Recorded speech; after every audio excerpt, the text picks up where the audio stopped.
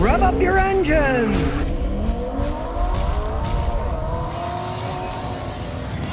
Alright, today I'm going to tell you the truth about F-150s. This is a 2011, and it's got that ecoboost V6. Now, people say good things, bad things. Let's find out the truth about how this one held up. Now, as we can see, the thing now has 120,000 miles on it. It's a 4x4, and you can see it uses it as a work truck, but it does have the ecoboost V6, so let's talk about it. Now, they have power. There's no arguing that. A lot of people are whining about the engine, the water pump, the design, so let's see how this one held up. We'll open the hood and check it out. Now, it's a 3.5 liter V6. It doesn't burn any oil with the mileage that it's on it. Doesn't overheat. He hauls all kinds of stuff for it. That's what he got it for. A real work truck, not some toy, you know, to keep clean and not get dirty. It's an actual work truck, and they were designed for that. The intercooler for the turbocharger. It's got the transmission cooler. They've got it all up front here. Now, that's a good design. Unless you run into things, then it's a bad design because you destroy them all. Being an EcoBoost that has turbochargers on it, realize this. They make these EcoBoosts. They say they get better gas mileage, blah, blah, blah. Well,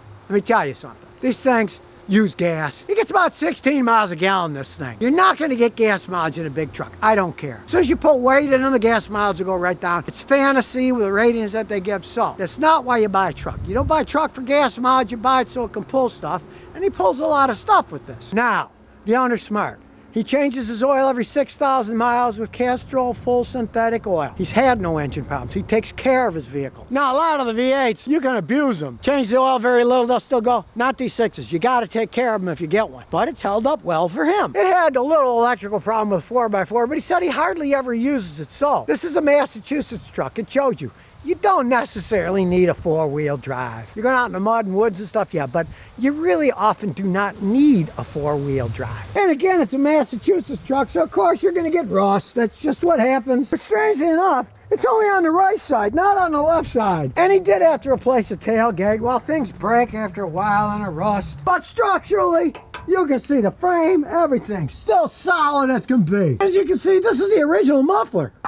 Still sounds good. That's because they've aluminized all these things. They don't rot like they used to. So even though I'm not particularly an EcoBoost fan myself, this one has held up quite well. Doesn't burn any oil, runs fine, has plenty of pulling power, but he is a man who takes care of his vehicles. You have to ask yourself if you're going to buy one, do you take care of your own vehicles? If the answer is you never do anything, make sure you get a V8. Now, it's been rear-ended twice since he's had it. People have a tendency of running into him. I guess they can't see this red pickup truck, you know?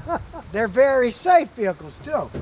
They're solid built. Two rear ends, you still go down the road, you don't have any problems with it. If you're looking for something that's safe, you can't beat a big F-150. So let's take it for a spin.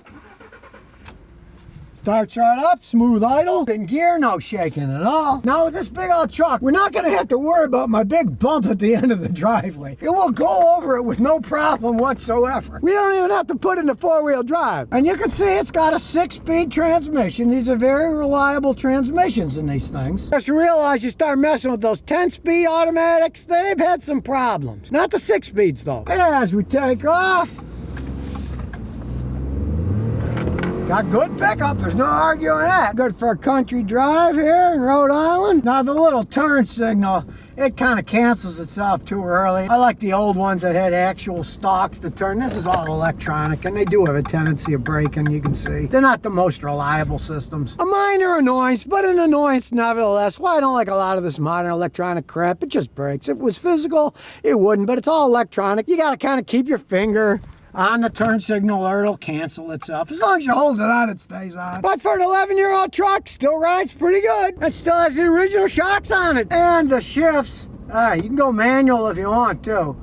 They're smooth, even with all that mileage. You can't even feel them downshift. Over the bumps and back home. You get a 2011 F-150, even though it's the EcoBoost, it burns no oil. The transmission shift's good. It's in excellent shape. Aside from a little bit of rust on the side because it lives in Massachusetts. Now the biggest thing he ever pulled was, he pulled a guy with a big sedan out of a ditch, and he didn't even have to use the four-wheel drive. He just used the tow hitch, hooked it up, and pulled it out. They do have good torque, good horsepower, even though it's a V6. And like I say, if you maintain your vehicle, they can last a long time. Just make sure you change the oil regularly in them, because the oil lubricates the engine and The turbochargers. The last thing you want in turbochargers that spin like mad is dirty oil that ruins the bearings and wrecks the turbochargers. Another reason, if you're gonna buy a turbocharged car, make sure you change your oil a lot. It's not just the engine, it's also the turbochargers. You don't want to wear them out. Oil is cheap, turbochargers cost thousands, engines cost many, many thousands. You take care of them, they can hold up like this one has. Because with these industrial sized coolers that they have on it, you're not going to have transmission overheating problems, or turbocharger overheating problems, or engine overheating problems. You can see they're well designed with the air dams coming in. He's never had an overheating problem in this vehicle. Now this guy's planning on keeping his truck forever, so if something breaks on it, if the tranny goes out, he's going to rebuild it. He wants to keep it a long time. Smart move. With that frame, yes, it's a Ford, and you can see the fenders rusting under there. That isn't what supports the vehicle. This is not a unibody truck. This is a body on frame. As long as the frame's good, you can drive a Ford forever. When I was a kid, we had a Ford, a 52 Ford. There was an ice rink in the back, and you could see the road in the winter traveling under you. Just make sure you didn't stick your feet in those holes. It still ran down the road.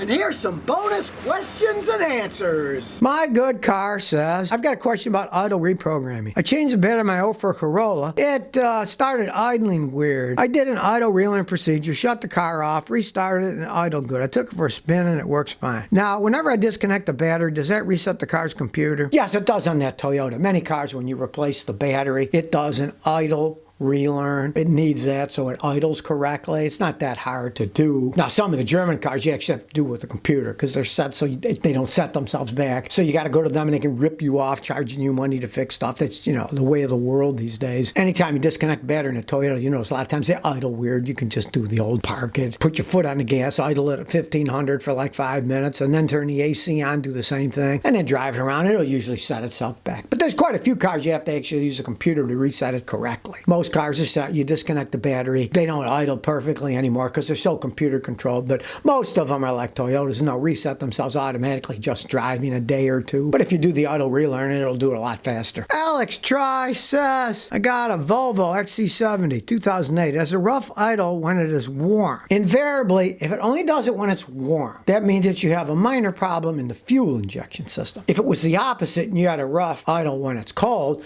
that can often be a vacuum leak, sucking air. When your engine warms up, if it gets a little bit too much fuel, say the injectors are dirty and they're dribbling fuel, or the mass airflow sensor's bad and it's giving it too much fuel, it'll have a rough idle. A cold engine, when it's ice cold, needs extra gasoline to perform correctly, okay? Makes sense. It's cold, it needs extra fuel. Once it's warmed up, the fuel mixture has to be perfect. And it's a lot leaner than it is when it's warming up. So it's supposed to be a little lean. If your injectors are leaking or your mass airflow sensor isn't working right, it will run too rich and it'll have a rough idle. You might think more gas, it'll idle better. No, it'll idle worse if you get too much gas. So maybe clean the fuel injectors, clean the mass airflow sensor. I got a video, make your car run better with a little spray cleaner. Give that a try and see what happens. A lot of times cleaning that can help. You don't have to even buy anything other than the spray cleaner that costs $10. Duchess says, my panoramic roof is cracked. Should I try to reseal it or replace it with a junkyard? The crack's more than 1 foot long. If you don't mind sealing it, there's all kinds of sealers out there. For something like that, I personally use, it may sound insane, it is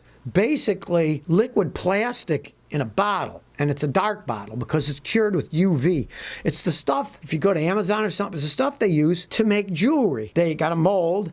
You've seen women wearing the pendants, and they look like glass, but they're not. They're this special mixture that they have. Pour it in, put the jewelry in, and then cure it with a UV light. You can get that same stuff. I just bought a bottle of it. It's not cheap. It was like 25 bucks. Put it on your crack, and then put a UV light over it. Actually, the sun would cure it too, but, I mean, who knows how sunny it's going to be that day. You got a UV light. You can cure it for 5-10 minutes. That stuff is rock hard, and it lasts a really, really, really long time. And it is clear, so it wouldn't look all that bad. I'd try that first, because it's very good for sealing plastic cracks. It's right into the holes, and then when you beam it on, it's sealed right in, and it's cured by UV light. Try that. I've used it, and it worked really good. Anthropy1 says, my Z06 is too fast, Scotty. How do I make it slower? Just disconnect some of the spark plug wires of the coils. I did that once when I was in Ivesdale, Illinois, when I was going to the University of or not, my friend had a 900 Kawasaki, which at the time was the fastest production motorcycle in the world. And people were all drinking and fooling around at a bar playing pool. And then he gave me his motorcycle keys, but it was a 4-cylinder motorcycle. And he unplugged 2 of the spark plug wires so it wouldn't go too fast. It probably was a good idea. I made it back to his house with no problems because I couldn't make it go 180 miles an hour anymore.